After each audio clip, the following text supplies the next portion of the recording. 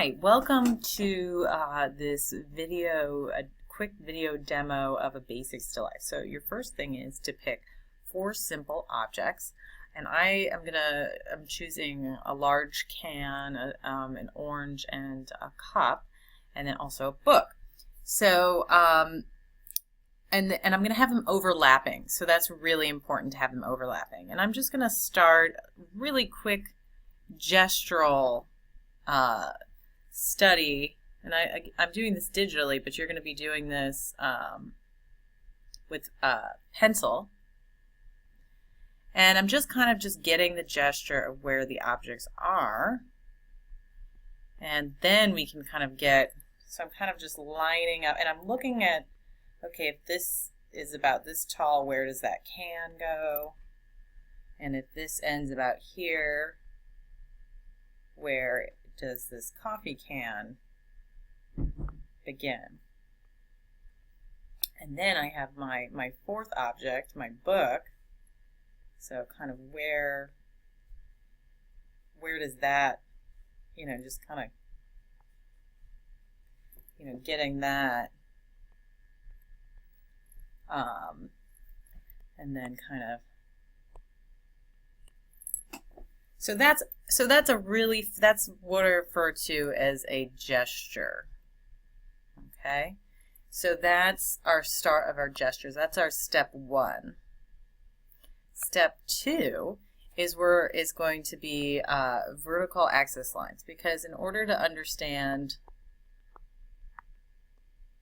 our ellipses, which is what this is, we have to understand, we have to be able to see both sides evenly on this.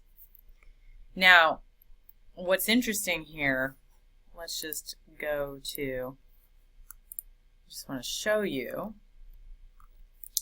is that ellipses, if you imagine a horizon line and you imagine a cup, if the cup is above, this is our horizon line, or our eye level,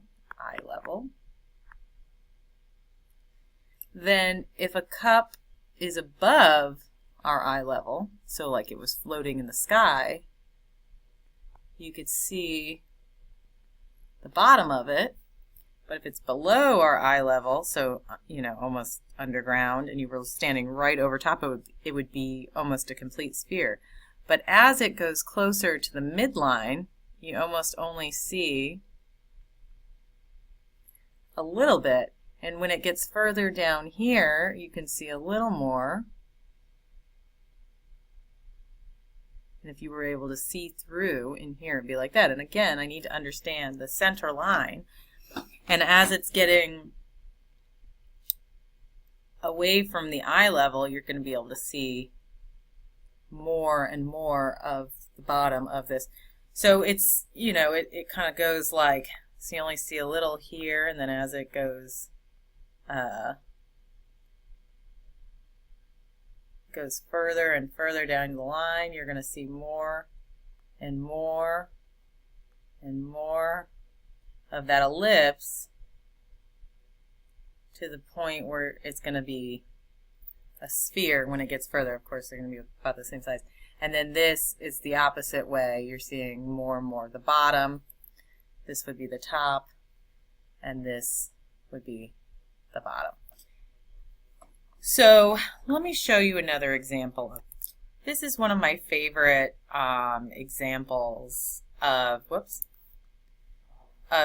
ellipses, because it's so great. So these cups are clear, and here's your eye level line.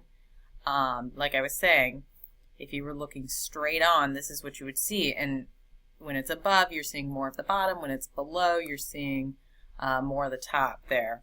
And then it almost becomes a sphere when you're standing right on top of it. And the reason why, and this is interesting too, it's the same idea here, below and going to the eye level. Here's another example.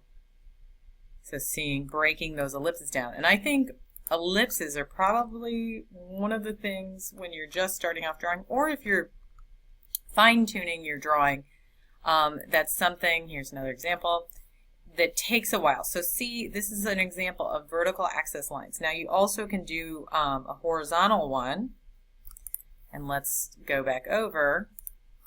So you can also go in here and you can sketch, and you also want to kind of imagine what this ellipse would be like. Now here is something that happens with a lot of people when they start drawing ellipses. They go like that. That is not, if you're drawing some sort of cup, unless it's, unless it's a dramatically designed cup, it's going to be, if you're drawing a mug,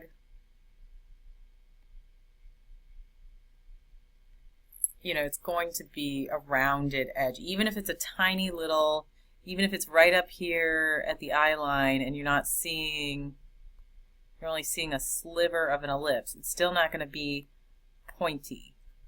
So I just think that's important to remember, because I think that's one of the basic things. Now, so once you've drawn the vertical axis lines, the other thing you can keep in mind with a sphere is you can do these crosshairs to really get an understanding of the scale of the sphere, because spheres are even, from this point to this point is going to be, this distance is even all throughout, and so having those crosshairs really helps. Same here, having that the vertical and then having the horizontal line to work on the ellipse from is helpful. Now, once I've determined that my ellipses are okay, now I'm going to be checking the, I'm not going into detail. So vertical axis lines, horizontal axis lines. So, okay, so once I've done that, step 3 is comparing relationships.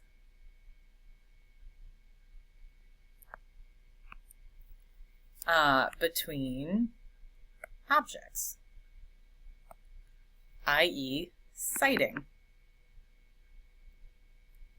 So sighting is just another way of saying, taking your pencil and holding it out. So let's go do this. So now you're going to start really looking.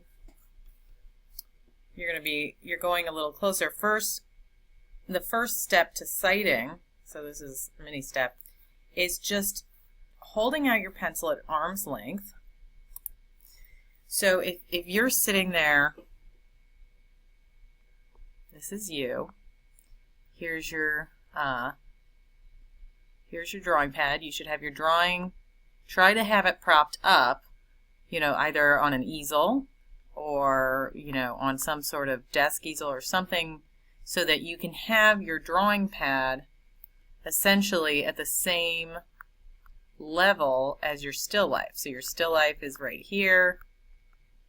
You've got, I'm just kind of drawing my specific objects, but you can use, so that's your still life. These are your eyes, mouth. Let's just throw that in here.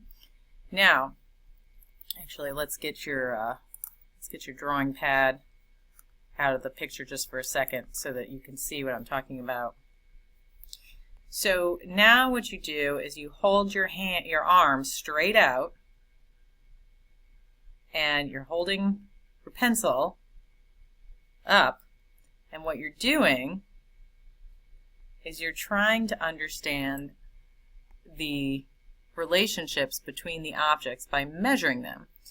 So you say to yourself, okay, this cup, which should be a little smaller, this cup on my pencil when I'm holding my arm erect, so you've got to have it in the same place, this cup is this large on my pencil.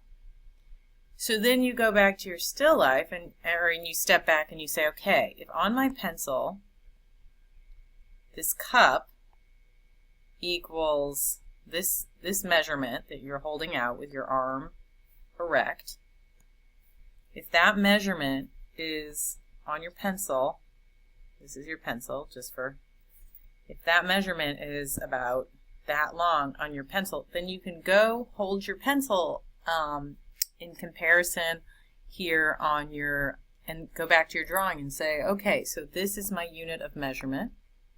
Now, how large is this can in comparison with that? And so then you can go back and forth and you can say, okay, so the can is, let's see, and your same spot on your arm.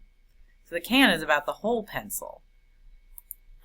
So then you're going to go back and say, okay, so that's larger than this. It's a little taller. And then how large is the orange? And is the orange sitting up that high? Oh, whoop, I see that the orange couldn't possibly be sitting up that high because it wouldn't be actually sitting on that book. So then I go back in and I say, all right, that goes a little lower, and this orange is actually a little smaller in comparison to the can. And so then I measure, okay, so then that orange on my pencil is like this much. So then I know how to compare. Now, then I can measure on my pencil, holding my pencil out, how big, how tall is the book in comparison with that first cup. And so understanding that measurement. And so then I see, uh-oh, I have that book a little off. I've got to go back. It's actually the distance from here to here, when I measure, when I hold my arm out erect, is only this much and not what I had it before, that much. So I'm going to show you another video on sighting as well, but this I just wanted to give you a basic. So then the other way you do with sight, the other thing you do with sighting is, let's just get rid of this for now. I need a bigger brush here. I'm just using Photoshop. And what's great about learning drawing in this class is it's not only going to help you with drawing with, traditional materials, but it's also going to help you in digitally drawing. The other thing you do with your still life, so this is you, is you can hold your pencil at the angle. Let's say you're looking for what the angle of the book is, okay? So I've got this book, and it's got angles. I mean, every shape can be broken. You hold the pencil to whatever angle, you hold your arm erect to whatever angle it is, and one thing that helps is you can compare that angle to the hands of the clock. So this one is, close to 2. So then you can imagine that hand of the clock. Okay, well then what would, if you were to hold the pencil at the angle of this, what would it be? So that is something you can